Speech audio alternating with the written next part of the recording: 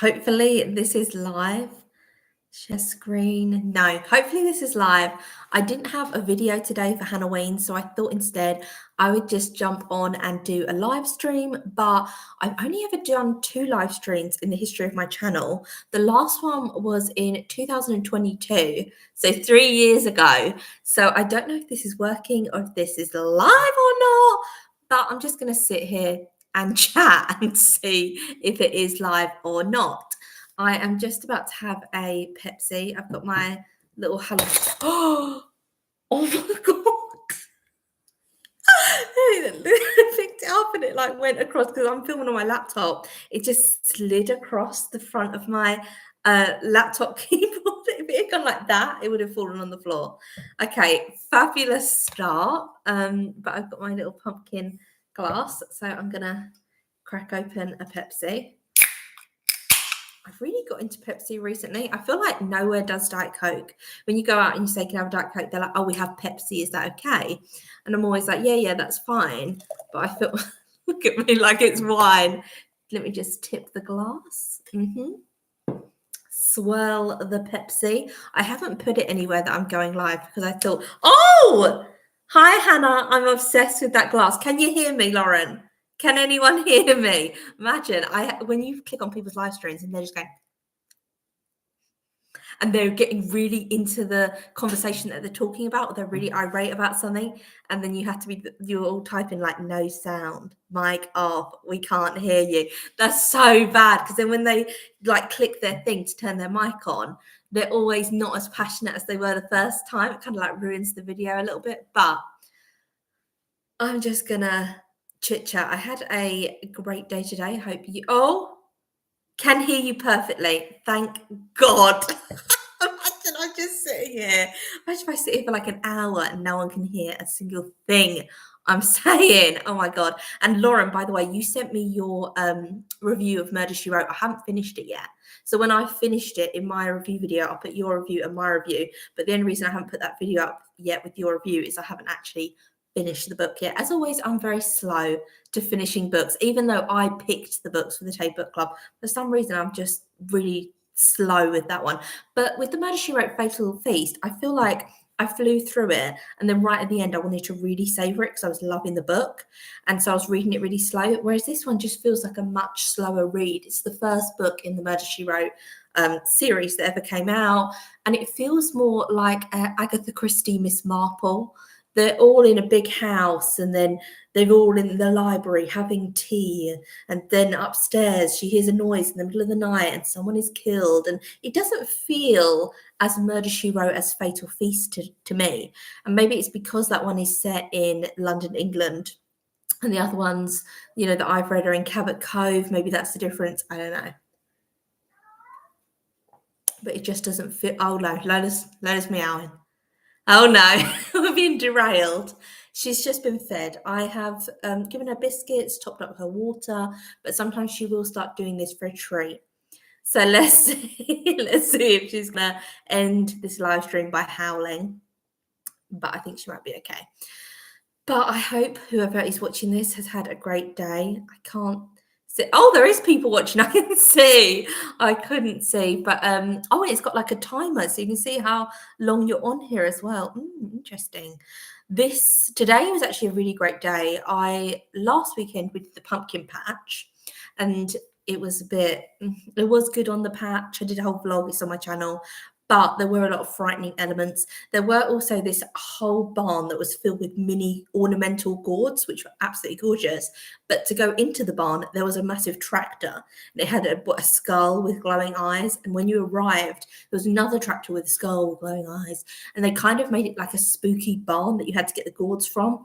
And my son just wasn't into it. So we didn't get anything from that barn at all. Because I don't know if you can see, these ones here, paper mache. I've made them myself.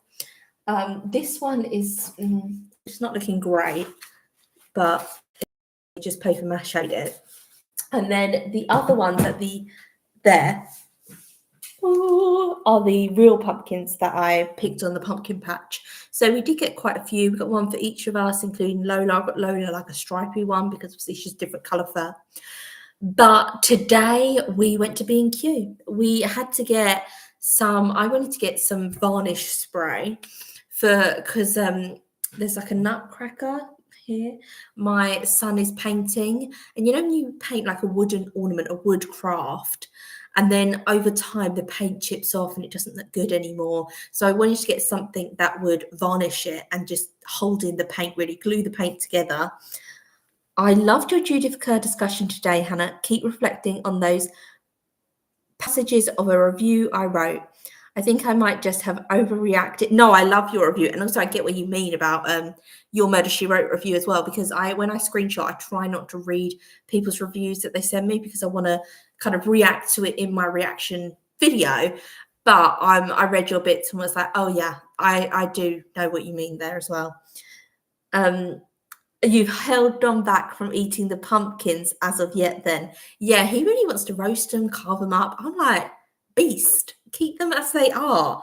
I never want to carve pumpkins. I was also like that as a kid with birthday cakes. So my mum is like amazing at making birthday cakes, and she would make the most amazing birthday cakes. I remember one was like a castle. One year, that was the year I was obsessed with the band Green Day, and she made the cake, covered it in like black icing, and then the Green Day logo on the top, perfectly made, the whole thing. And I wouldn't allow anyone to go near. I was like, no, we can't cut it. We can't cut it. And then eventually we'd have to cut it because it would go off. And I'd be so sad about it. Also with helium balloons that I got for my birthday, I'd be like, we can never get rid of this helium balloon. Even when it was completely flat, I had to like store it. Like I'm a hoarder. So I couldn't get rid of it. So with these pumpkins, I just want to keep them forever. But I did see there's a fun thing that you can do once you've carved out the pumpkin, done the face and everything. And then when you're kind of like done with it after Halloween, it's like that. You can put it outside in the garden, put some soil in it, put the pumpkin seeds back into it, and it grows leaves, but it doesn't grow pumpkins if you do it that way. But it just grows like I suppose like a bigger version of growing cress. And so those pumpkins are really cool because they have all these leaves coming out the top of them. So I might do that with it as well. I just want to preserve them for as long as I possibly can. That's just the kind of freak I am, to be to be fair. I hope I didn't spoil it for you. No, not at all. No. I haven't finished it, but where am I up to? Where like the press are following her around. She's in the hotel still, and the police have said you can't go anywhere. She's met George, who later becomes a love interest. She's already met him. They've had a great time together. They're really getting along. So I'm like quite a bit into the book now. And the murders happened and everything like that. Obviously, I've got like through all that, and we know all the characters that are in it. And then that mysterious woman comes to Speaker's Corner and says, Jessica, and tells something to Jessica. So I'm in all of that bit. But today I just went to B&Q. I actually ended up getting more stuff than I was expecting. So I wanted to get this sealer so that when you paint things, it's there right above my head. It is a nutcracker. And it's because it's like backwards on video. I can't really see it, but I wanted to spray it in something so when it's done, it's completely sealed. And I also think you might be able to see behind me, here is a canvas that I've decoupaged. And I want to spray that with some kind of sealant as well, because I made so many of these different collages, different like, themes of them and everything. And then I just did them with PVA glue or Pritt stick. I'm actually working on one now. Oh, I can show you. And this is a really old one that I never completed. And so then I stick everything down with Pritt stick. And then I used to sometimes, on some of them, put PVA glue over the top to give them a bit of a shine. But over the years, they have peeled. And so I want some kind of sealant for these as well. But this one, I'm currently filming a reading vlog, probably be out tomorrow. And it's just turned into a complete craft vlog, to be honest. But this is all vintage Disney books that I cut up that I found in charity shops. And I did this years and years ago, and then I never finished it. As you can see, there's loads of white in it. So what I've decided to do is watercolor in between. So you might be able to see there's like a green fairy. And so around her, where the white bits were, I've just put the same color green, just tried to match the green. So hopefully it doesn't look too obvious. As you can see, like there's the fairy from Sleeping Beauty. I love this fairy in it. And then I've just put blue all around the outside because it was white. I think it kind of works. I think with watercolors it works because it kind of blends in quite well. But then when all this is done, I'm going to spray the sealant on that as well, and hopefully that'll work. So that's why we went to B&Q to get that. And then we had to get some paint because we're having that room there. We're repainting it. We never get anyone in to like do the DIY, or in our last place we didn't. Dom just does it himself, so he like wallpapered the whole of the last time, and then we're getting some furniture delivered for that. So before, we just want to paint it but the same color it was, so it's kind of like a duck egg blue. So we've got the paint for that. B&Q, full Christmas is out. Everything Christmas is out at B&Q right now. Not a speck of Halloween. I was expecting at least one pumpkin bucket, at least one. Nothing Halloween. Not even little orange reusable tea light. Nothing at all Halloween. But the Christmas department, fully out. Although we couldn't really look around it. Like, it was a bit awkward because they were setting up some of it at the back. They were putting this like pole display that I'm guessing they're going to hang stuff on. And so when I walked round, I couldn't get round because they were doing that thing. And you know, when people kind of like pretend you're not there, and I, as a shop assistant, like would always go, oh, do you want to come through? Because it would be too awkward to just carry on doing what I was doing. I'd be like, oh, no way, I'll like move out of your way. That's fine. You can look at what you want. But some people don't. They just think that like, if I just stand in your way, you'll eventually go away. I'm trying to get this done before my lunch break. Please go away, was the vibes I was getting of these two people working there. And it's so small that I couldn't, like the aisle that I couldn't get past. So I'm like this. I'm like that because it was like the Christmas solar lights. And I was thinking, oh, that'd be good. Ones that you don't need. I don't understand Christmas lights that you have to plug into the house. How does that work? Because I don't have any outside switches on my house. So say outside I had a Santa. How does the plug get into the house? Because you shut the doors. Am I being stupid? Like, you shut the doors, you shut the window. How am I getting a cord into my home to plug in the Santa? I don't understand. I don't understand how people do it with big light displays outside their house. Is it just the cord's quite thin so you can kind of shut the front door? Do you know what I mean? Like, you can just shut it into the front door and it doesn't affect the cord. I don't know. So I was looking at solar lights because I was like, I can kind of get my head around that if I had some like deer outside, I'd just have a little solar panel. That's it. Nothing connected inside to my house. But I couldn't see because these two people were here and they were setting up this like structure thing, and I could tell like they just wanted to get it done. They did not want like customers in their way. They just wanted to get it done. And I'm like, it was so awkward. Looking back, I'm like, oh my God, Hannah. But I was looking at the lights, so I couldn't help myself. I just felt like, and they're trying to say, oh my God, don't. Oh, a normal person probably would have just seen like they're setting it up. They're not going to move out my way. Okay, I'll go. But I'm like ducking them, trying desperately to look at this stuff. I did have at our last place, we had a giant blow up Santa. That was so loud.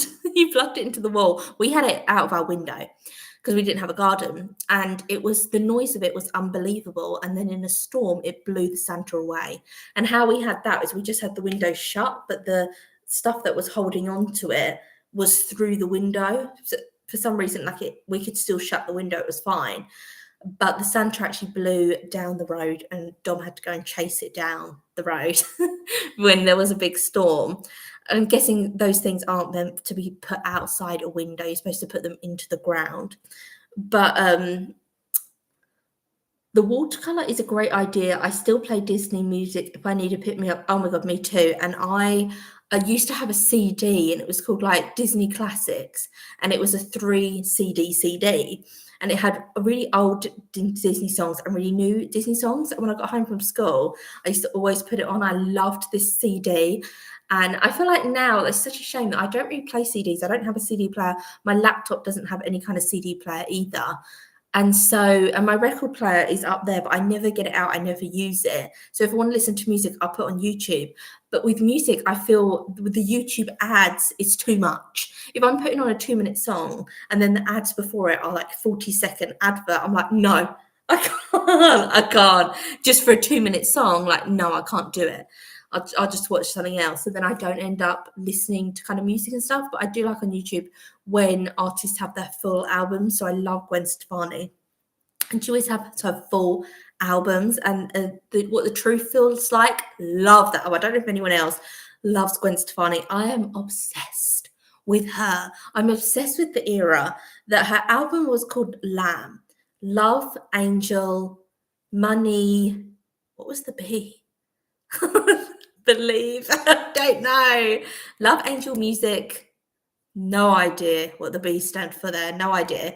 But I'm gonna have to look it up now. Love that era of her. So I was a teenager at the time, and it's when she brought out What You Waiting For, Rich Girl, Hollaback Girl, all of those like iconic sounds. And she actually set up a clothing line called Lamb as well, but I didn't buy anything from it.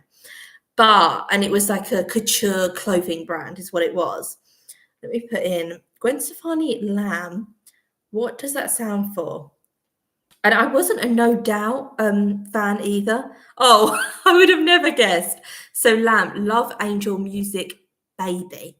I would have never guessed Baby after all of those. Okay, Love, Angel, Music, Baby. So I love that album. So she brought out that album, great success, big album. And then she got divorced and she brought out this kind of divorce album. But she'd got divorced, but she'd also met who's now her current husband, Blake Sheldon, who is like a country music star. They were on The Voice together. So I don't think they'd got married at the time, but she knew like she'd met him. He was her soulmate and everything. So the next album was called This Is What the Truth Feels Like. Such a great album. I didn't do as well as Lamb or anything like that, but it's such a great album. And that's fully on her YouTube channel. So if you put in This Is What the Truth Feels Like, it will come up with like the title track, but then the whole album is on there as well. Oh, love it. But then if it's advert after advert, it's too much. I was listening to Taylor Swift's new album because I actually really like that. I don't understand that people are like, I hate it and all this about it.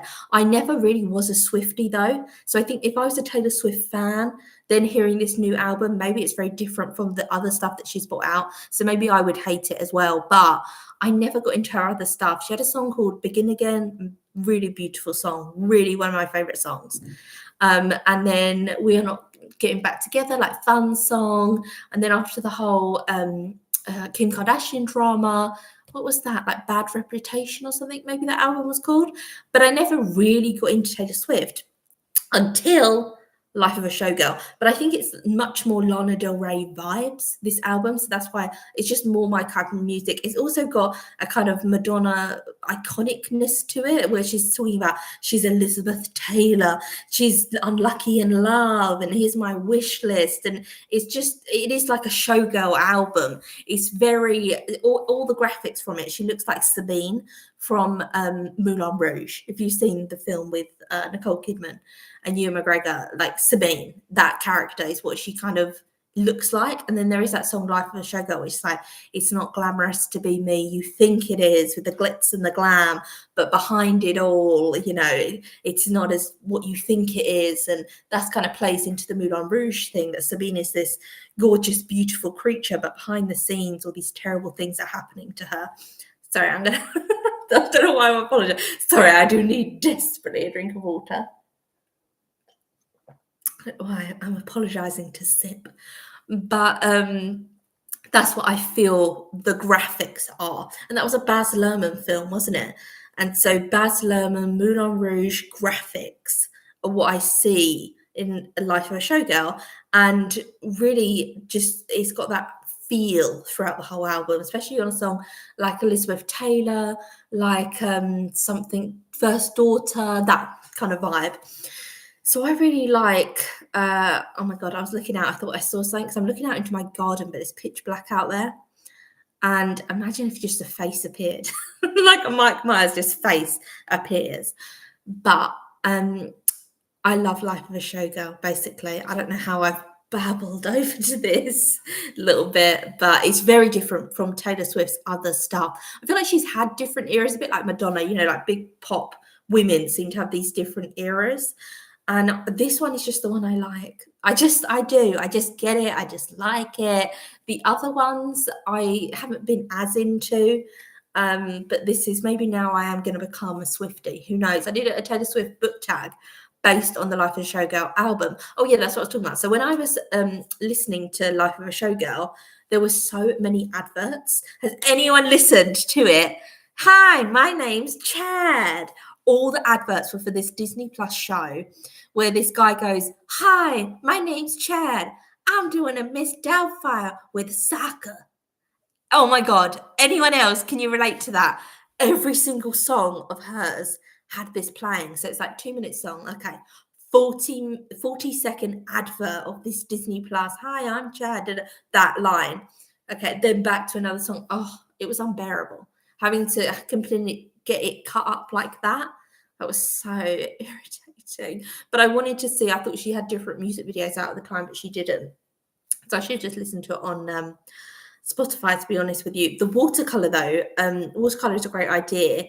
I don't think it's supposed to be used on canvas. This is like a really rough canvas because I got it to decoupage on, but it's so difficult. You have to like really scrub it into the canvas to get it to look like anything. I think watercolor is probably for like very delicate paper, and then it would look a lot better than me like scratching it into the canvas. But has anyone watched Life of a Showgirl? If you're watching this, you're probably watching this in the future, not live. So out there in the future, tell me, have you watched the album? Are you a fan of the album? Should I get back to my riveting B&Q story? I got nothing to say about it, really. The Christmas department, beautiful, didn't buy anything. I don't feel I need to buy any Christmas bits. I feel like I've got enough. A bit like with Halloween, now I've got enough. I don't really feel I'll be buying any more this year. Because I have like the bits that I want. What else? I was looking at wallpaper, didn't get any. Oh yeah, so that room in there, we're gonna paint it. It's like a duck egg blue, basically. So we've got the same paint, which is a duck egg blue, and then there's a bit in our garden which is just stoned. So it must have they dug it to make it into like a flower bed, and then must have just put stones on it instead. And there's not any weeds in it or anything, so they must have like something down. So it's like plastic and then stones. So we got some slate called plum slate that I'm going to put on that instead, get rid of the stones that are there. And because they're just like a mix of different stones. And so put this slate down. I love the look of slate. And this one is purple. So when it rains, the purple really comes through. So I'm hoping that's true. I got it from B&Q. I need to check. It hadn't been raining and they had it out slate in the bit where the plants were. So it was outside, but it was dry. So I don't know about that theory. I'll have to test it. And then we already have like a planter thing there that I just got this bright red tropical plant. It's just got loads of leaves coming out, and I thought that would look really stark with the purple, with the red, would look really gorgeous together. Because at the moment, it really is just a mix of like stones. Like it's just a mix. It doesn't really look very good, but I think the slate will make it look great. We then went to Frankie and Benny's. We were intended to. So when we went out, we were like, okay, let's go to B&Q. And then if we want to afterwards, we'll go to Frankie and Benny's. We've never been to this one. Loved it. I have slagged off Frankie and Benny's on my Instagram before and said it's lost its vibe. I'm so upset. Frankie and Benny's and me have a bit of a history. So every birthday when I was a child, I used to go to Frankie and Benny's. I was obsessed. That would be my birthday treat. I was just so obsessed. I thought it was the most beautiful restaurant in the world. I would sit at a little booth. There's music playing. I just loved the atmosphere of it. I just was obsessed with Frankie and Benny's. So it always holds like a special memory to me, being my birthday treat. And I remember one year my parents said I was going to Frankie and Benny with my grandparents, and I was like really excited for that.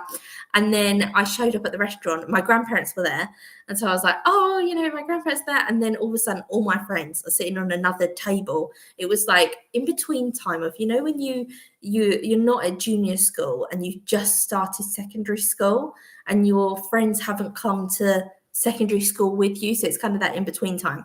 So it was that time. So it was a mix of like friends. I had like one from my new school, and I think had two from my old school. And so they'd obviously never met each other because we didn't all go on to the same school together. And I remember being like, oh my God, so shocked that my friends are there and everything. So it just has like great memories, Frankie and Benny's to me. I'm not in touch with any of those girls anymore. to be honest. I'm not in touch with them. Um, who am I? I'm in touch.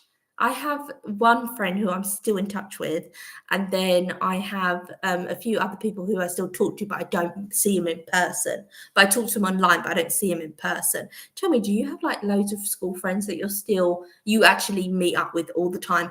And when does school reunions start? Because whenever I think of like a school reunion, I'm like, enough time hasn't passed. I still think I'm a teenager. So if there was any kind of school reunion, I'd be like, "Oh, wasn't that 5 years ago? What? Like, guys, I would not be ready for that." Oh, sorry, there's more. Watercolor. Oh my God. Oh, Hannah, I saw your short about reading the gently adapted version of Sleepy Hollow. Desperate. Oh my God, don't. Don't. My edition is so beautiful, and I thought I had found the perfect edition of Sleepy Hollow. I've wanted to read Sleepy Hollow for years, and I thought when I get like a really nice edition, I'm going to read it because I know it's quite a short story, but I feel like I'm going to love it, like Frankenstein, like Dracula. And so when I found this edition, I thought, oh my God, that's it, amazing. Bought it off Amazon, read halfway through it, then did a YouTube short, which you've seen, saying, oh my God, on the back it says it's gently adapted for children. So it's not even the original Sleepy Hollow.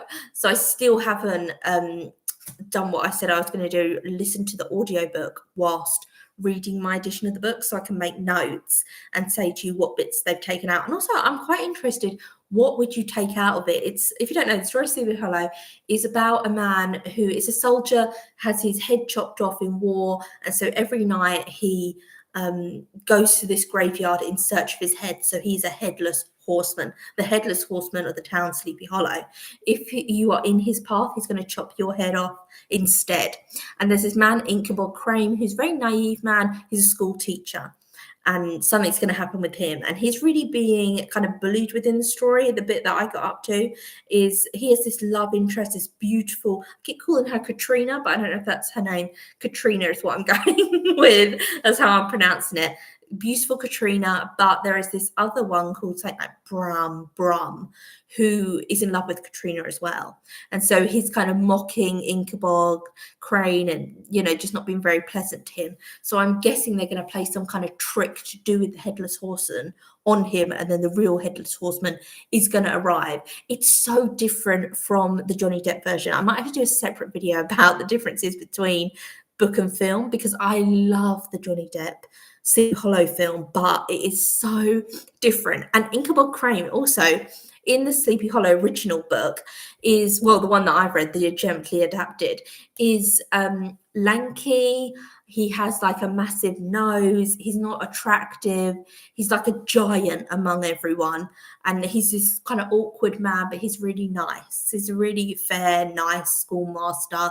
And he sits around with all the old ladies and they're telling him stories and he's telling them stuff. And he's just a really nice guy, but he's not handsome. He's not attractive. Johnny Depp's bloody gorgeous in Sleepy Hollow. I'm sorry, but casting happened. He's so good looking, Johnny Depp, in Sleepy Hollow. It's not like this kind of awkward guy. He's kind of plays awkward in it, but it's still, it'd been better if Johnny Depp had kind of played the character he played when he played Willy Wonka. That kind of awkward character. I think they put like massive veneers he had, didn't he, for Willy Wonka, because Willy Wonka's dad is a dentist. So if you haven't seen the Johnny Depp Willy Wonka film, I really love it. I love the original Willy Wonka, but I do like the remake with Johnny Depp. And his dad is a dentist, so he wasn't allowed any sweets as a kid. So that's how he became obsessed with sweets and opened a whole sweet factory. Is the backstory they give him in the Johnny Depp film. So he has like these perfect teeth because he had braces as a kid, and his dad, as a dentist, was always doing work on his teeth and everything. And so that's quite a big part of the character. It's a bit like when in, Bohemian Rhapsody, I feel Rami Malek, who played Freddie Mercury, looked perfect in the role. They couldn't have chosen anyone more perfect, but they did put false teeth on him, so he had the same teeth as Freddie Mercury. So what's that? Oh yeah, so if he'd have played Johnny Depp, more Willy Wonka character that he played in Sleepy Hollow, it would have made a bit more sense. But I never get the sense that Johnny Depp is like really tall. Like he's kind of like gangly, this man in Kibble Crane. And I never get that sense with Johnny Depp for some reason. I don't know if he's tall or not. Tell me, is Johnny Depp tall? We'll never know. It's such a stunning addition. I was saying to myself, I must get that one. Oh my God, no. Oh, don't. Don't. I thought it was the perfect addition, and then it was gently adapted for kids. So as I was saying, so it's about this headless horseman who anyone in his path is going to shot their head off. What children are reading this? Because it's clearly a horror story, so gently adapted for kids. It just doesn't make sense to me because it's already a horror. So I wonder if it's gently adapted for other reasons that they didn't like in the original that I'm going to find out when I audiobook it. I have no idea why that was, because it's just not a book for kids. So I don't really get that bit. If they'd said gently adapted for modern audiences, then I would get it. But for kids, I didn't understand. So I'll see how different my one is. So I'm going to... there's an audiobook on YouTube. There's loads of audiobooks on YouTube of it. And it's about an hour and 20 minutes long if you want to audiobook it. It's free on YouTube audiobooks. So I'm going to listen to one of them and then at the same time say what's missing in my book. Hello, Stuff and Things. Enjoying wine. You earned it. This is actually Pepsi. This is a can of Pepsi in a wine glass. I did have a espresso martini today, but I didn't finish it. I don't know what's happened. Like, I've never been a big drinker, but I do like an espresso martini, like a cocktail. But since giving birth, I feel so sick at the tiniest sip of alcohol. As I today, we went to Frankie and Benny's. I thought, oh, like I'll have a cocktail because they do good cocktails. But now they don't anymore. They only do 4 cocktails. That's it. They used to do loads of, and they used to do loads of mocktails and like kids mocktails, all those kind of drinks. They don't do any of that anymore. So the only thing I recognized on there, because it was load of like Purple Rain when it's like sours and all that kind of stuff. I'm not into that. I find that way too like sickly. There's something about it. I'm just like cough medicine-y sours. So I got the espresso martini. Too sickly. It was too sweet. And there was just something, just made me immediately feel queasy. So I didn't actually drink it. Also with espresso martini, are they supposed to have like froth on top? Because I feel like they are, but this was like really frothy on top. Do you remember I did that vlog? And I don't even remember what it's called. It's still on the channel somewhere. But it will definitely be on the channel. But was I at like a music festival or something in Bristol? I'm sure it was a music festival. And I was sitting outside and I was filming, like showing you this espresso martini. And I was like, I don't think this is right. And all the comments were like, the froth and like sick faces. And people were like, that froth is making me feel ill. It was so frothy. It was like this much drink. And then all this was like froth. It was the weirdest drink that I've ever got, the weirdest espresso martini. And also with cocktails, I understand that different people make them, so they're going to be different strengths and be different, but they're so different. Like when you get an espresso martini from one place and then you might go back to the exact same place because someone else is serving you, you think it would taste the same. Because they have like a little menu card of how much alcohol they have to put in it and everything. But it's so determined on who you get as to whether drinks are good or not, I feel. Like a mojito, if there's not enough brown sugar in it, it's sour. Because it's rum, lime, and brown sugar. Sour, hideous. Can't like even stomach it. And the same with espresso martini. Espresso martini has a bit of a... If there's too much froth, I don't know what the froth is, if it's from the espresso shot or what part of that is. It's too frothy. It's vile. I don't know why. I don't know what that frothiness is it of. I don't actually know, but yeah. What is the purple crown thing? Do they temper with YouTube? It's ran over. Oh, the purple thing. Let me see. Let me click. It says, oh, it doesn't say. I don't know. I think it might be people who have, like if you regularly comment, then maybe you get a crown. like on that channel because you regularly comment on that channel. That's what it's like with my comments. On my comments next to people's names, some people, it will say like top commenter, and then it will say like they comment a lot on your videos, or they've been subscribed for your channel over 2 years, stuff like that. It will let me know. So maybe the Crown is saying that you're like number 2 commenter. Oh no, because on one of yours it says you got a crown number 2, and then you've got crown number 1 now. You're crown number 1. You've been re-crowned, stuff and things.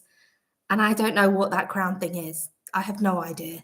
It is very annoying when they like move things all the time. Do you remember on YouTube, anyone who's been on YouTube as long as I haven't been making videos from this time, but back in the day, there was someone who was called Charlie Is So Cool. Like, that's the era of YouTube I'm talking about. Like really old YouTube. You used to, when you clicked on a video, if someone made a video response to that video, it was under the video. So you would just click on it. It would just show you like little boxes. So say someone did Taylor Swift Life of a Showgirl and they had like a really successful channel, then all the video responses from smaller channels would be directly underneath that video. So you could just find smaller channels that are talking about the same thing so much easier. So if you ever made a video response to anyone, that was such a good time. I wish they still had that, because then you could have that with books. You could have it with like someone who's got 100k subscribers talking about Frankenstein, and then someone like me with a small channel like My Frankenstein, and then other people, and then you can all kind of interact with each other. It was just much more social that way, I feel, as opposed to now. I feel when I click on a video, say, I click on like Frankenstein book review, in the bar next to it, where it's supposed to have what's related to that video, what they think you like, it's completely different. And it's always channels that have like thousands, hundreds of thousands of subscribers. I never see videos where it's like 20 views, but there must be more videos on YouTube that have 20 views as opposed to 20,000 views. Yeah, I feel like YouTube really pushes the 20,000 a lot more. Maybe I shouldn't say this on YouTube, but I don't know. Don't cancel my channel. I feel like I'm so insignificant. Like YouTube, they wouldn't even care. You know, when people say like, I'm drinking a Pepsi, not sponsored, it's like, stop. Like, imagine if I was doing that with everything. I was like, not obviously Pepsi have been in touch, but it's like, no, there's no need. Like we're on the Truman Show kind of thing. Oh, let me look at the comments. Yes, old school YouTube was so much easier. All they do now when I search is the most popular, 100%. And then you can't find smaller channels. And the thing with like the most popular videos, it's like I've seen it, so you don't need to keep showing me this person's channel. Or, oh my God, does anyone else has this? When you go on your recommended page, it will show you videos that you've already watched. Like really big videos. So say the video's got like over 20,000 views. It will come up on my recommended page, and I'm like, but you know I've already watched it, so why are you recommending it to me again? I adore an espresso martini, but absolutely, it's hard to find one that isn't too sweet, like sickly sweet, isn't it? I couldn't finish it because of the froth. The froth just like put me off it, and I was like, Do you like a matcha? I've never actually tried matcha. I love them, but always have to ask them to be made really strong. We actually have matcha here, so I should probably try it. It's like green powder, is that it? But I've never tried a matcha. I also used to hate pumpkin spice everything. I was like, pumpkin spice, nothing. I hate pumpkin spice. This year, I've got so into it. I think it started last year. Something's happened to me. All my, like, I can't drink any cocktails. I never used to be like a big drinker or anything like that, but I'd enjoy one cocktail, that'd be it. Like I wouldn't have loads or anything, but I would one cocktail. I can't drink anything, so I don't know what's happening. If that's like after you have the baby, your tastes change. I don't know. I just feel immediately queasy after like a sip. And I used to hate pumpkin spice. I remember going into a Starbucks with my friend. It was on the high street, and she was like, "You've got to try." This was like ages ago. This was like maybe 2016. And she was like, "You've got to try this thing, pumpkin spice." So we got a pumpkin spice latte. Hated it. Like really thought it was like acid down my throat. It was so strong to me. It was awful. I'm in love with it now. I don't know what's happened. I've just gone absolutely mad for it. Oh, I searched the most popular old school YouTube. It was a great way to find other creators with video responses. It was so good, wasn't it? It was Oh, good.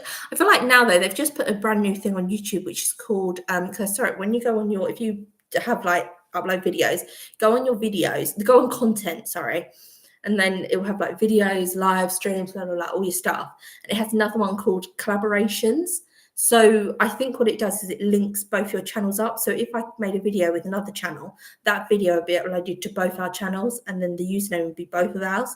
So it kind of connects people in that way as well. Because sometimes when I'm watching someone's videos, like I'm watching a podcast, I prefer sometimes their kind of sidekick. I don't know why, but I just do. Sometimes I feel like the person doing the podcast, like they're interesting themselves, but I want to know who's the sidekick, who's like the funny person at the side. I want to know who they are. And you can never kind of find out who they are. Every time you type it in, it just comes up with a big name YouTuber. So I feel like that's good for that as well. So if they had a little channel, then that would be good. Pumpkin spice is such a hit or miss, 100%. I love lavender with matcha. Everyone will tell you strawberry, but lavender matcha is stellar. I will have to try. I will try lavender matcha 100%. And yeah, pumpkin spice, maybe it's a bit like cocktails, like it depends who makes it. It's like some people are going to put too much in it, some people are going to do it perfect. It just depends upon like who you really get. Just got some water. Who is actually making the drink, as to like how good it is. I've never actually worked in any kind of cafe. I've worked as a shop assistant. And in that, like, it didn't matter who served you. It was just like I was doing refunds. So I was on customer service desk. So it's like people come in, complain to you. Okay, I'll refund you that. That's it. Although actually, I was quite a good person to get if you got me on the till, because I would give you a refund even if you didn't have all the paperwork. So if you were sent something in the post from the shop, you had to bring all the paperwork with you that you got in the envelope. But nowhere did it say that. So people would come with the item and then they'd say like, oh, here's the item. And obviously I didn't have a receipt because it was sent to their house because they bought it off the website. And we were supposed to, if you don't bring this slip of paper with you that it doesn't say bring with you, then we can't refund it for you, and that's it. And then people get really distressed because they'd be like, I've got to go all the way home and I can't do it. Can you print it out for me? Like, can you please help me? And then people would also, I'd go, do you have the paper that came with it? And they'd be like, oh no, sorry, I didn't know I had to bring it. And then they would show me their email. So on their email, it would like prove that they bought this item and everything like that. I'll be like, yeah, sure, that's fine. Like, because they proved that they had the account, that they bought it, that they could like pull up the order number, everything. And then some other people just loved like the power it gave them to be on customer service desk. So they just, and I would see our managers put things through as well. She'd be like, okay, I can see the order number. And she'd put it through because you could see on their phone that they actually ordered it, and it'd be like, okay, it's the same number, order number, okay, whatever.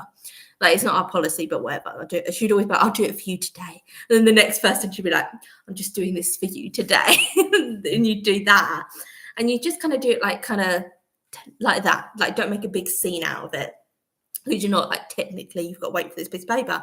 But other people that were in the same position as me, just a shop assistant, like I think we got paid a little bit above minimum wage, and they would just act like they were gods. And they would just be like, no, I can never do this for you. And your timeline is running out to return. It's just like, please, if the manager's doing it, then I think you can do it. I would love to hear some of your customer service stories. I also got sent on a lighting course because where I worked, it was basically like a department store. So they had like lighting, had a restaurant in there, they had a hairdressers in there, but it was all in the same shop. So it was so weird. This little like hairdressers was shoved in the corner, and I was on customer service, and then on the same floor was lighting. So sometimes I had to do lighting as well. And then sometimes I'll go into the restaurant and I'll be washing up out the back. It was like they put you anywhere. And with the lighting, I had to go on this lighting course, and I was just dreadful. And you had to put like, because you got on these ladders to reach the ceiling to put the lights up on this massive electrical grid. I hated it. My legs would start really violently shaking, and I'd just be like, yeah, I'm fine, I can do it. And I would just be freaking out inside because you'd stand on top of it. It's never going to fall. It's a ladder that's like that. You're on that bit, and the other bit is completely sturdy. Like you could never fall off that ladder. It would never wobble. It was such a huge structure. It never folded or anything. So I don't know why I was so scaredy cat about it. And up the side was rails. handrails so you could never fall. So you go right up to the top and then have to put your hands above your head, like reach right up to the top to put the lighting on the lighting circuit. And I would, oh my God, I'd be shaking. I wouldn't be able to speak. I'd be like frantically doing it. Oh God. But I don't know why I was so scared, because there was really no need. But uh, I love people like you who act normal in customer service. The Karens are worst acting. It's their own personal shop. Oh yeah, when people act like they own the place. When they're also there was like a hierarchy of, if you just started, because I started as a Christmas temp, but I was taken on, and then the next place I worked, the same thing happened.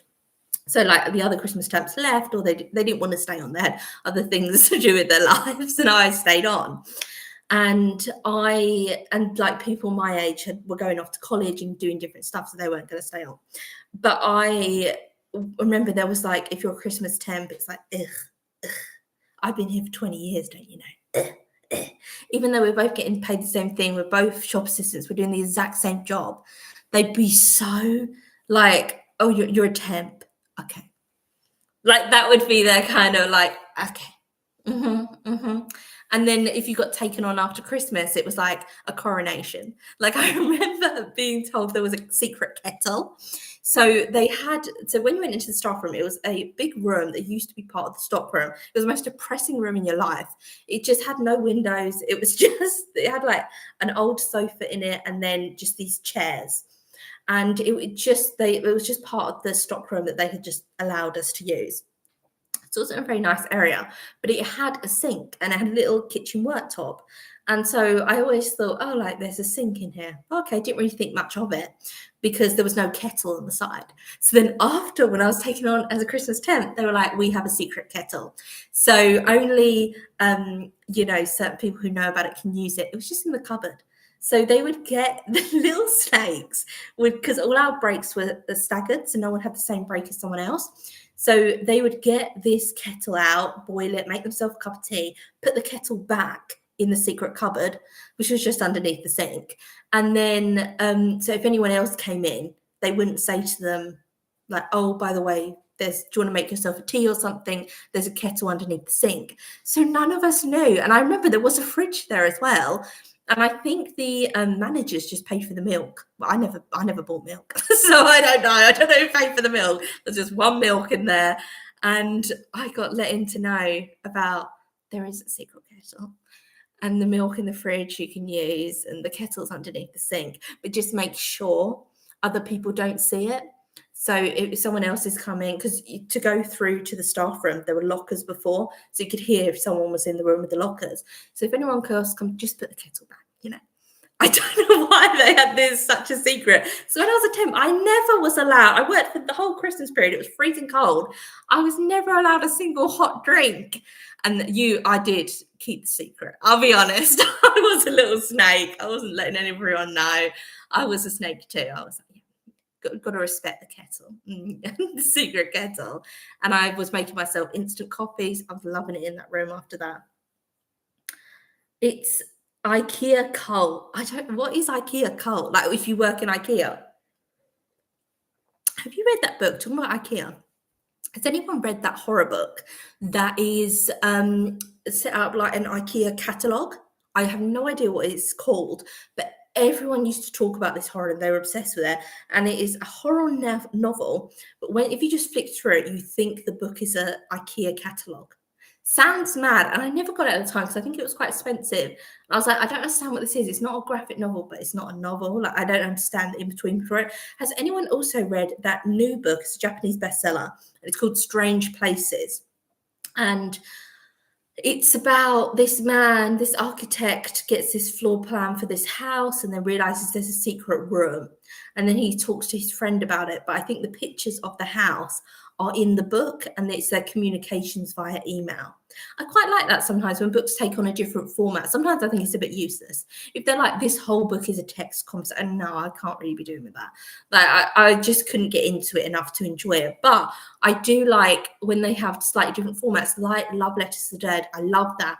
And they are letters she is writing to famous people who have tragically died, but they're really diary entry forms, the same as The Colour Purple. The girl, you think she's writing letters to God, because that's how the book begins. But really, they just turn into her diary entries, and she's just telling God about her day and all these terrible things and how she feels and wanting to like break free of her life and everything. It's such a fabulous book. One of my all-time favorite books. Oh, sorry. Oh my God. Oh my God. Sorry. You weren't saying IKEA cult. You were saying like a cult. Okay, with the secret kettles. I thought there was an IKEA cult. Did you hear me? I was like, an IKEA cult? What with the people who work there? Oh my God. I thought I was going to know all about this cult, about what happens when you work at IKEA. Oh my God. Oh, okay. There is no IKEA cult, but there was a cult with that secret kettle. It was so bizarre. I've always wanted to read it. Lily C. Reads, who is second only to you on BookTube, oh, thank you, has read it recently. I got a different book by the Horror Store author on Kindle deals the other day. Yeah, that's what it's called. Horror Store is what it's called, but I've never read it. But yeah, I have to check both of them out because I just thought it was an interesting idea. And did you ever read those books? When you were like primary school age, if you were in England, these books were like really popular and they would choose your own adventure. And I remember in our classroom, they just had them on the bookshelf. And so it would be like a quest. So you start the book, you are a fair maiden and you're traveling to the kingdomhood of blah, blah, blah, blah. Do you go through the forest or stay on the path? And then it'd be like, if you stay on the path, go to page 48. If you go through the forest, turn to page 106. So you'd be like, okay, the forest, 106, you're dead. And then you've got to go back to the beginning. Anyone do that? And they were physical paper books. And so it's probably nothing like that at all, but they were like choose your own adventure books. And they were in the classroom, and I remember just loving them so much. I'd always die in it. It'd always be, you've perished. Your life has come to an end. And then I'd be like, okay, I'm just going back one step. And it's like start from the beginning again. No one starts from the beginning again. You just go back one step to how you were and then take the other path. But I found those ones really interesting. Something about witchcraft in a home for pregnant teenagers. Whoa! I wouldn't have guessed that. Is that what that one is about? That's the secret room. I like mixed media boxes, keeps me interested. Yeah, 100%. I read and DNF'd that book that's going around called Sky Daddy. You need to read it. Laughing face. I'm gonna have to look it up. I don't know what it's called. I don't really watch too much BookTube anymore. I used to watch BookTube, but then I felt that the kind of top creators all spoke about the same books. And so I was like, okay, I'm just going to watch smaller creators on BookTube. But then people seem to get bored with making videos. So they make videos for like a year and you're really invested on their channel and you're like, oh, I found someone that everything she reads, I love whatever she reads. And then they're like, this will be my final video. I haven't reached the subscriber goal that I wanted. And I've put all this work into the channel and I don't want to make videos anymore. It's too much work for me. Bye. And then they never make a video again. I'm like, that's happened to so many channels that I love that are now dead channels, that they don't even post anything. They might post on Instagram actually, but they don't post anything on BookTube because I maybe thought like they'd set up a channel and it become a top channel and they put in as much work as the top BookTube channels put in, but they didn't get the reward that they wanted from it. And so then they just quit. They're like, I don't want to do it anymore. It's not worth my time. Oh, it's raining. Oh, I love the word like rain. But yeah, so I don't really watch BookTube, so I don't know what really books are going around. There's like, has anyone read it's called like The Red Queen, Evil Queen, something like that series? Because is that Alice in Wonderland or not? I want to read Alice in Wonderland spin-offs because I've just been obsessed with Alice in Wonderland. I don't know what it is. I remember when I first read it, I thought it was a bit nonsensy and I never got into it. Like Lewis Carroll's Alice in Wonderland, and there were some bits in it I liked, but I wasn't massively into it. I've always loved the Disney cartoon version. I've seen the Johnny Depp version, and I think I liked that as well. And Gwen Stefani, I can always link every conversation back to Gwen Stefani. Gwen Stefani had an era, it was the Lamb era, and What Are You Waiting For? The whole music video was inspired by Alice in Wonderland. It's a fantastic music video if you haven't seen it. And I liked the kind of aesthetic of Alice in Wonderland. I feel like it has got its own aesthetic, hasn't it? And I loved all of that, but I never really got into the book, but now I'm really into it, and I want to read every spin-off that's ever been about Alice in Wonderland. I'm like obsessed with finding every spin-off about it. Also, this is new. Are we liking this, or is it hideous? Do you remember when I always used to wear that Wednesday Adam top? And it's because I had two of them, because when I worked as a shop assistant, I used to wear it. And it had like a small, it was black like this, long sleeve. Oh no, it was like cut off sleeves. And then it had a small white collar, and I wore it in almost all my videos, especially at first, because then when I got home from work, for some reason I didn't take it off. I just filmed the videos with it on. So I always wore it, and I got, I think, 2 or 3 of them from Matalan because I wanted to wear them for work, and I was allowed to wear them for work. And then I just wore them in my free time. I was obsessed, and I wore them until they got holes in them and they were bobbly, and I got rid of them. So then I saw this one, and I thought, oh, this is nice. It's like a lace-looking collar over the top, but I was eating spaghetti bolognese, and this has been in the wash 3 times, and it is still stained with spaghetti bolognese. Can you see there?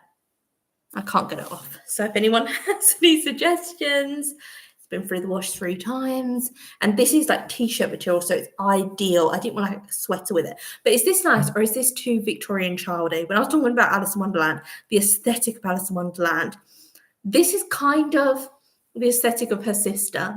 You get the idea. She's kind of this strict school mom.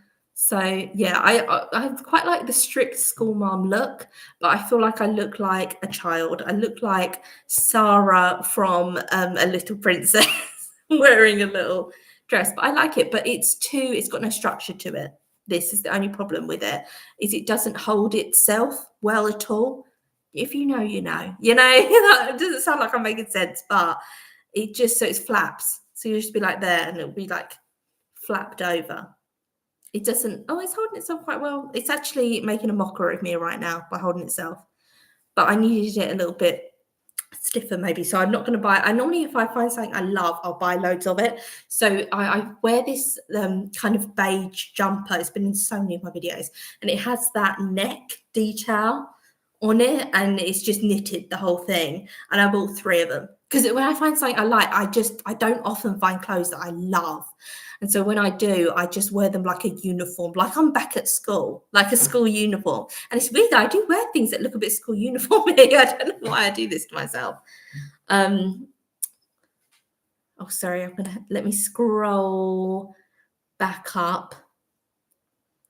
I miss those books, Choose Your Adventures. Yeah, I miss them. What happened to them? Do they still do them or not? I think they were meant for like little boys, weren't they? That was like the ideal market for them, but I just loved them.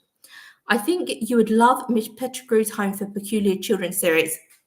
Oh my God, I've got something to tell you about that.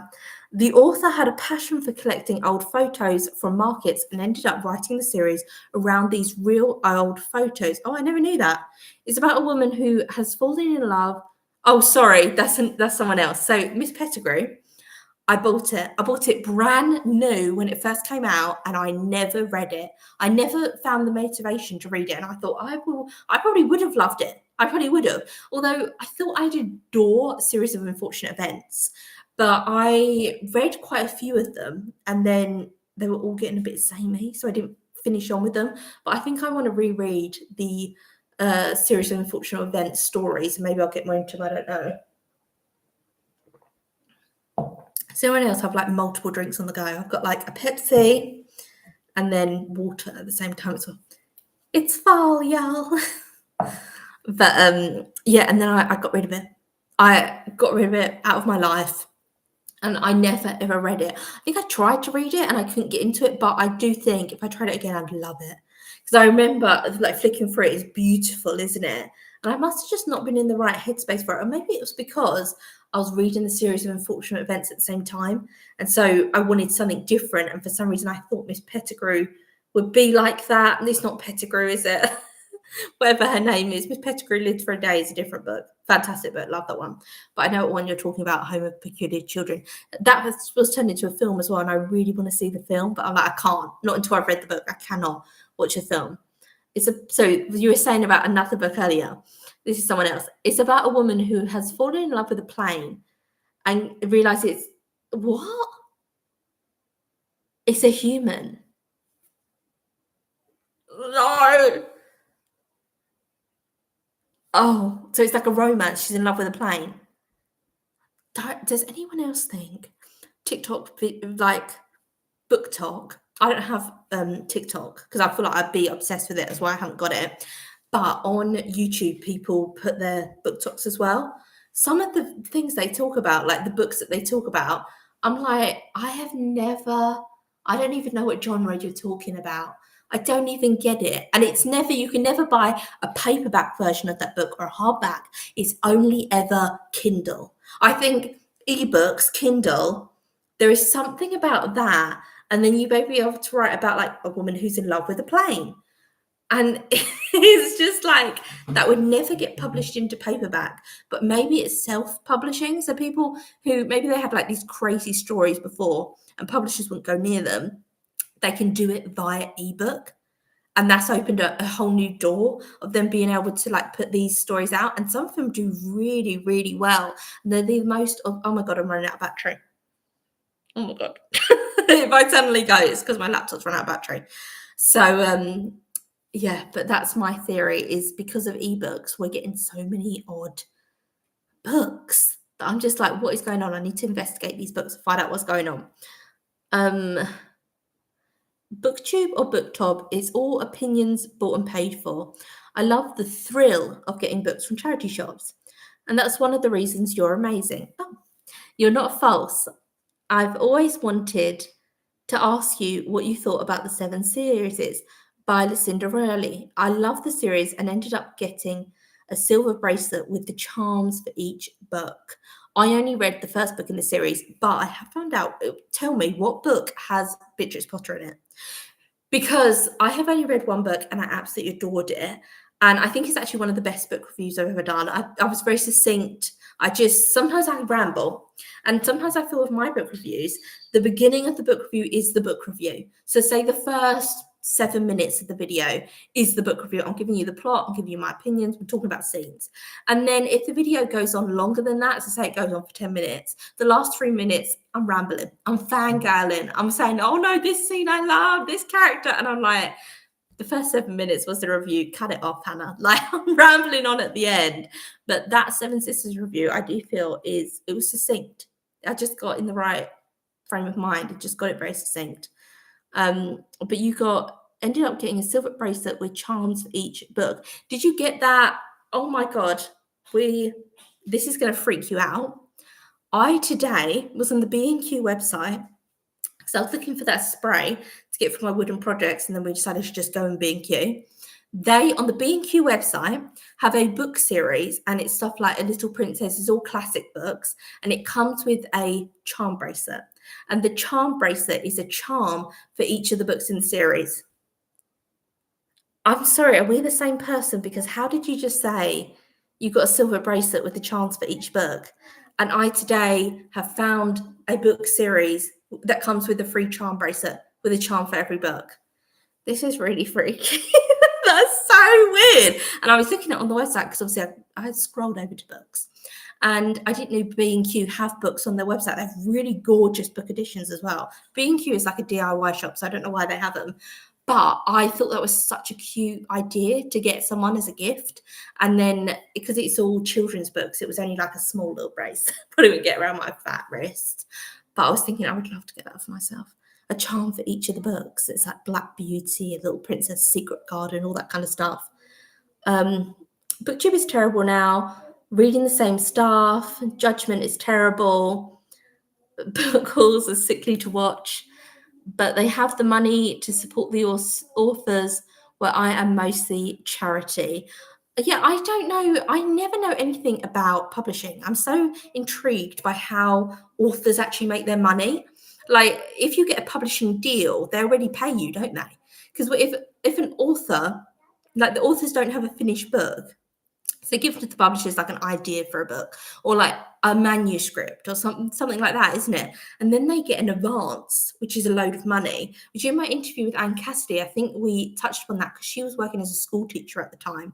So she had to write in her breaks. She wasn't someone who just had no job and could just write whenever she wanted. She was a school teacher.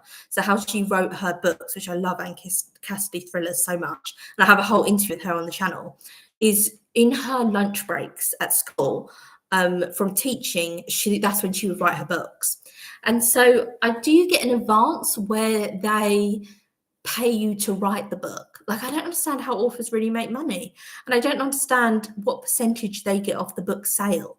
So say a book is $14.99, as they are, hardbacks in England, brand new hardback, $14.99. How much of the $14.99 do the authors actually get? Or is it they have to have already sold 10k books before they get a penny? Because I think that's how it works. Because I did a creative writing course at my local college, and the woman who did the course, she wrote history books, and she was saying that she makes 10p per book, but they were like history pamphlets, really. They weren't full books. And she was saying, but she has a thing on her publishing deal where it wasn't 10,000, it was maybe 5,000 books of hers had to be sold, and then she would start making money, and she didn't reach the £5,000 threshold. So she was trying to tell us, because it was about creative writing, the course about book deals, but I could never get my head around it. I can never really understand that whole how authors that make the money. I'm the same. I'm charity shop, eBay. That's right. I rarely will buy a book new, to be honest with you. I'll never buy a you know what, released. I never buy it, and I never pre-order. There is a book on Amazon, and it's a book calendar.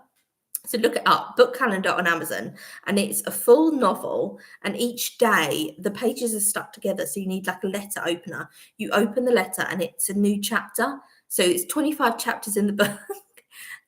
I'm like, I want this, but I don't know if I'm going to hate it or love it. It's a romance. So I'm guessing it's just a calm romance. But every day you open the book, open that part of the book, and it's a chapter. And then eventually throughout the whole of December, you will finish the whole book. By Christmas, the whole book will be kind of revealed to you. I don't know how I got on to talking about that. But that's like very odd to me, that new idea. Get a little silver brooch or a tiny silver chain to join them to stop the flapping. Yes. Or you get those clips that are collar clips, and they go on the corners of the collars and they weight them down. Maybe I need to get them. I'm sure I did have one at some time. Someone is saying to you, Lauren, that idea is so fab. Good way of keeping memories of a favourite time about the charm bracelet. Who wouldn't want to be a princess or Alice's sister? You could tentatively spot it with some kind of kitchen cleaner and immediately rinse, thank you, the thing off. It worked for me before. The bracelet is from, the author's website. She's passed away now. And the funds went to feeding children in need. Oh, that's nice. Goodreads for the wrist would be awesome, though. That B&Q book and charm series sounds amazing. Yes, I think I'm going to end it here because I'm actually running out of battery. Now this has happened. Oh, I've been on here over an hour. Oh my God. I thought I'd been on here like 15 minutes. Okay, so I'm going to end it here, but I love the idea of a bookish bracelet. I love that. I have a beautiful charm bracelet, but I like the idea of having a charm bracelet that's just one charm for a book that you love. I love that idea. I've never actually heard of that before until today, until I saw that on B&Q, but it was just for the book series. But I love the idea that you've made a bracelet. And oh no, you said you bought it off the website and the bracelet is from each book. It's like a special memory with it. I'd love to do something like, you could have like a rabbit for Alice in Wonderland, and then I love the color purple, so I could have like a purple flowered charm and a different one. I don't know what I would use for Frankenstein. Like a little Frankenstein head. What could I use? Like Frankenstein, you could maybe use like a heart. Like, I don't know. A raven. I don't know. Night, everyone. Great chat. Thank you so much for joining me, Stuff and Things. And Lauren, thank you so much for joining me. I'm going to end this live now because my battery is running out. But whether you're watching this in the future, then feel free to comment and we can chat in the comments. So this is going to be my Halloween video for today. So I'm going to end it here and I will see you tomorrow for another video. And I'm going to end. Your stream will stop immediately. Okay. I will see you tomorrow for another video.